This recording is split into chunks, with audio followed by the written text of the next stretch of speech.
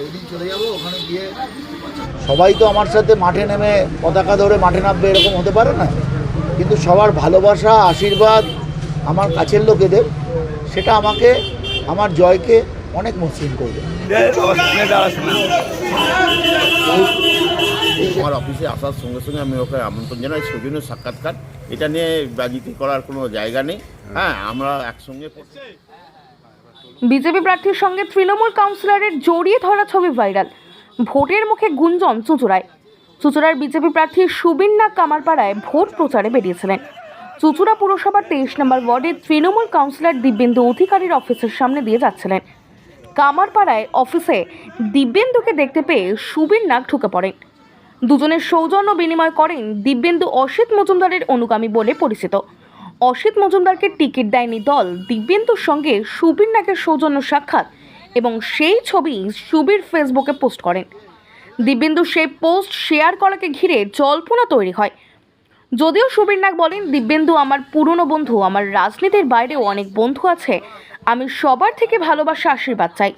হয়তো অনেকেই রাজনৈতিকভাবে মিছিল মিটিংয়ে বেরিয়ে সমর্থন করতে পারবে না। আমার অনেক বন্ধু আছে, কেউ স্কুলে পড়েছে, কলেজে পড়েছে, তাদের কাছে আমি নিছকে বন্ধু। কে কোন দল করে সেটা বড় কথা নয়, বন্ধুরা চাইবে বন্ধু যেতুক। দেখুন, আমি ভারতীয় জনতা পার্টির দীর্ঘদিনের কার্যকর্তা হলেও আমার পার্টি ছাড়াও বিভিন্ন আঙ্গিকে প্রচুর মানুষের সাথে সম্পর্ক আছে। আপনারা দেখেছেন কিছুদিন আগে আমরা বন্দে মাতরমের অনুষ্ঠান করেছিলাম। শহর চুঁচুড়ার সমস্ত সাংস্কৃতিক জগতের লোকজন তাতে যুক্ত ছিল। যেমন সাংস্কৃতিক জগৎ, খেলাধুলার জগৎ, সমস্ত জগতেই একটু আধটু পেনিট্রেশন আমার আছে। তাই শুধুমাত্র কে কোন দল করছে এটা আমার কাছে কিছু ম্যাটার করে না।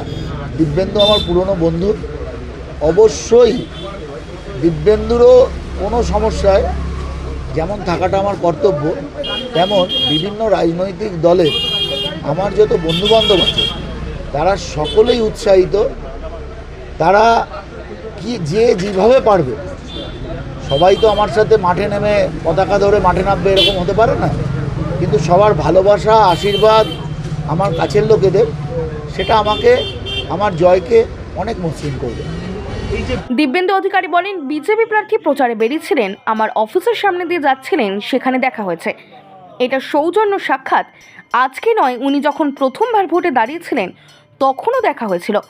রাজনৈতিক মতপার্থক্য থাকতে পারে, কিন্তু উনি আমার বন্ধু, ভোটে দাঁড়িয়েছেন, তাই ওনাকে শুভেচ্ছা জানিয়েছি।